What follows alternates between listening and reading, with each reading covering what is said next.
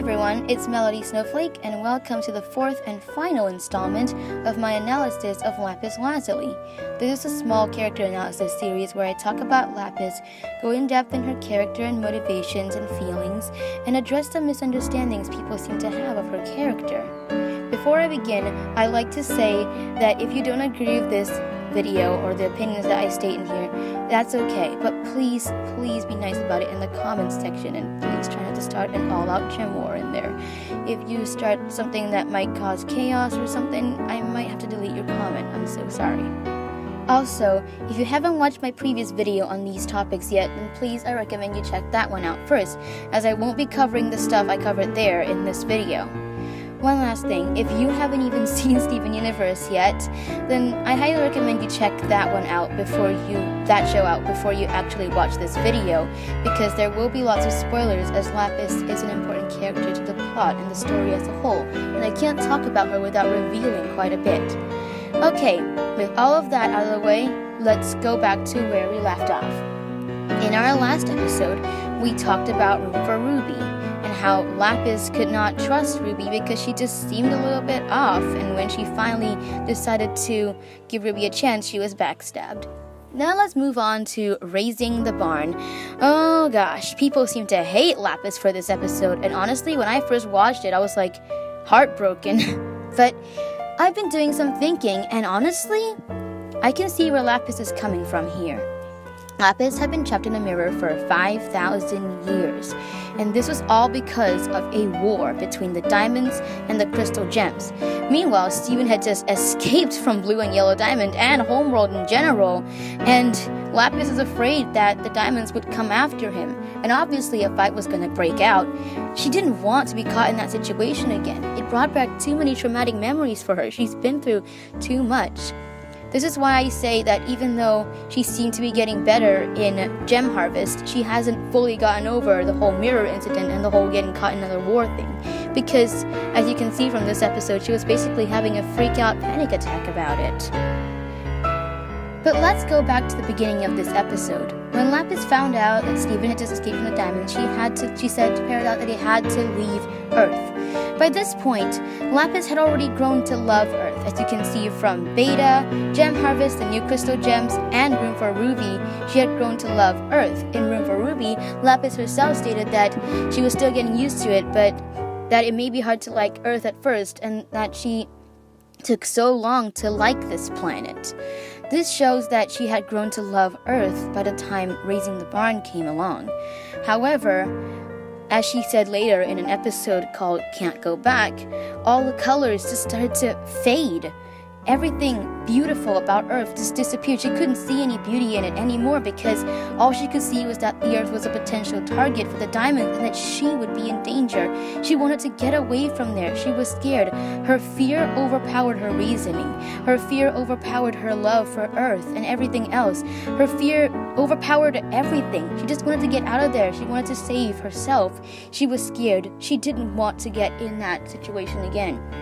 And she wanted to take everything that meant something to her with her. She tried to convince Steven to go, but he didn't want to. So she tried to convince Peridot to go, but eventually, even though Peridot was acting like she was getting ready to leave, she eventually told Lapis that she didn't want to go either.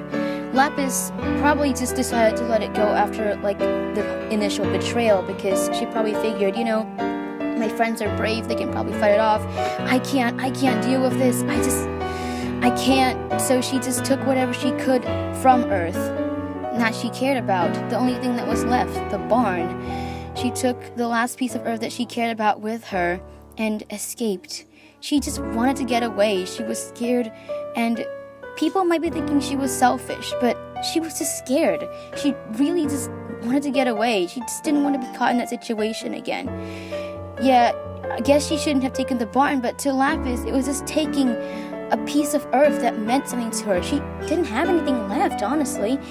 Pumpkin wasn't going, Peridot wasn't going, Steven definitely wasn't going, but she had grown to love Earth and her new home, and she just took whatever she could with her. At the time, fear overpowered everything, remember? She didn't really think about the consequences at the time. She just wanted to take what she loved and go. She wanted to protect it. Later on, we see that as she escapes, she was feeling lonely. As she was getting out of the Milky Way, she started feeling lonely because, she was alone. She had left everything behind. So she decided to go back. In Can't Go Back, we see Lapis experiencing, regret for what she'd done. She felt bad for taking the barn and Peridot's morphs and leaving Peridot behind and everything. I'm sorry if you heard that background noise, but anyway, for leaving Peridot behind, for basically leaving Earth in general, she felt really bad about it. To recap, as Lapis left Earth, she was scared, but as she was getting out of the Milky Way, she started feeling lonely, and she just started missing home, and she wanted to go back. So she did, and she started, as her fear started to die down, and, her missing her friends and everything just started to overwhelm her, she started thinking, okay, maybe I overreacted. Maybe I let fear take over me too much. Maybe I overreacted about the diamonds. When Steven asked her if she believed that they were coming, she said she wasn't even sure anymore, because she realized that when she reacted, she was just going by her instinct, and she didn't really reason it out. Like I said, when she was afraid, it overpowered all her reason, everything. Steven tried to convince her to come back, and she said she wasn't sure if she could after the way she left. By the way, I'm just going to backtrack here and say that the song that she sang, That Distant Shore, is one of my favorites, and it actually speaks volumes on what Lapis was going through. Let's analyze a bit of the lyrics. It all became so lovely, those bluest skies above me, these funny feelings I had never felt before I met you. She's talking about how she finally felt some happiness, how she finally felt joy after meeting her friends, Steven, Peridot, and how she realized that Earth is really beautiful and she started to love it. I thought I'd stay a while. I tried to learn to smile, so many colors I had never even known. Once again, she's talking about the beauty of Earth and how beautiful it suddenly became once she actually started viewing it as home. Maybe I'll find myself sitting on that distant shore. Maybe I'm not alone. She's talking about how she enjoys herself there and that, she's starting to realize that she's not alone. Don't forget, she's been alone for over 5,000 years.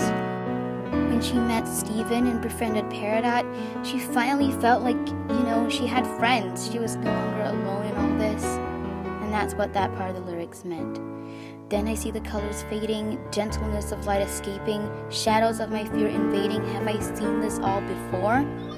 This part of the song basically describes how she felt in raising the barn. We can see really clearly here that all of the color, all of the beauty she found in Earth just got overrun by her fear. And she wondered if she'd seen that fear before. And obviously she had. She had been afraid for a lot of her life.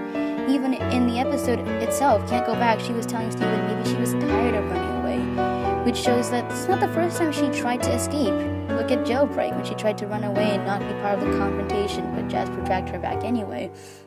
When she escaped Earth after being imprisoned, we can't blame her for any of these incidences, but it just proves that she's been afraid for a lot of her life. That's what she meant by have I seen this all before. I know that there's something residing, a terror deep inside me. I couldn't understand how you could be so bold. She's talking about how she knows that she's afraid, and she doesn't understand how other people around her could be so brave to want to defend Earth and everything. She was just too scared. She couldn't understand how other people would be brave enough to do that because she just couldn't find that courage within herself. Maybe I'll find myself smiling on that distant shore. Maybe I'm not alone. I think this part might be referring to how she wishes she could go back and once again stated the fact that she might not be alone anymore after so many years. As we can see from this song, it speaks volumes on who Lapis is and all that she's been going through recently. Steven almost convinces Lapis to go back, but when he falls asleep and has a dream about the diamonds, Lapis freaks out. She was worried that her fears from earlier were going to be confirmed, She was worried that the diamonds really were going to come to Earth and that they really were going to find her, and she didn't want to be caught in that situation again. Just like with raising the barn, her fear took over and she left the moon where she had been hiding out on. But there's a difference between this and the previous episode when she left. In raising the barn, all of her fear overrode everything else. But in this episode, she was scared. She definitely had her fear overriding almost everything else, but she had also experienced a strong sense of loneliness.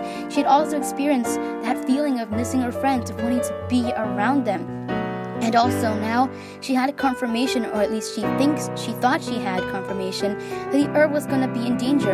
As she escaped and ran away, she started feeling even more homesick.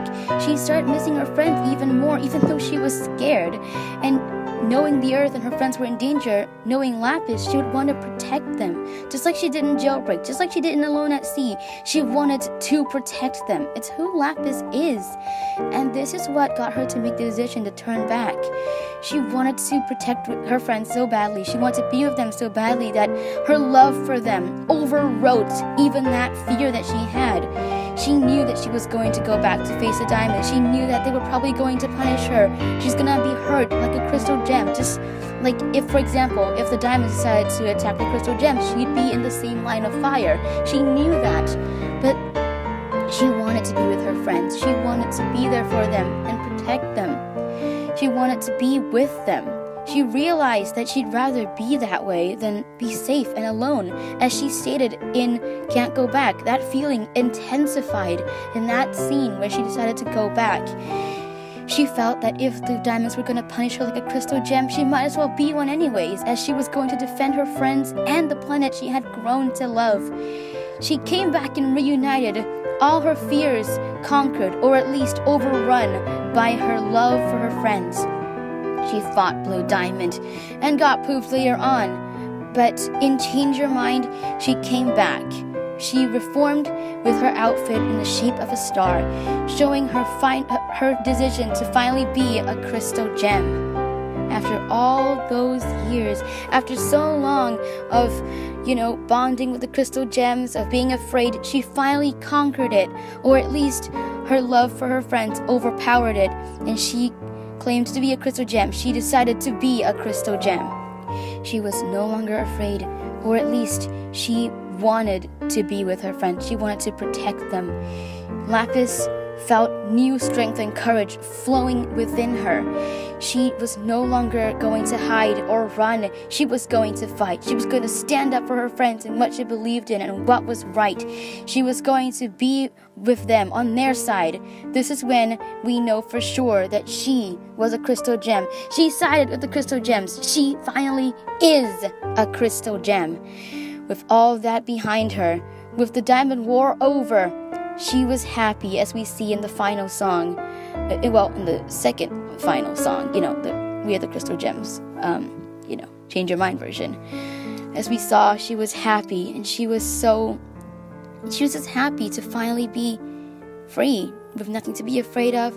She finally stood up for it. She finally fought for everything she believed in, and she finally had the courage to stand with her friends in battle.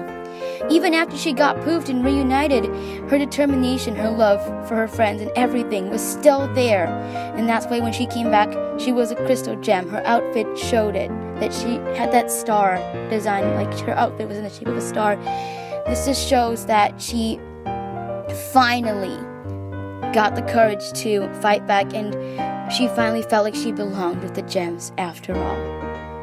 Thank you so much for watching my Lapis Lazuli analysis series. I'm sorry if you heard background noise or if I was rambling quite a bit, but I'm just really proud of Lapis and how far she has come. She was so afraid, but ultimately her love for her friends and everything got her to come back and stand with them and realize who she really is, who she really wants to be, what she believes in, and she started fighting for that and with her friends.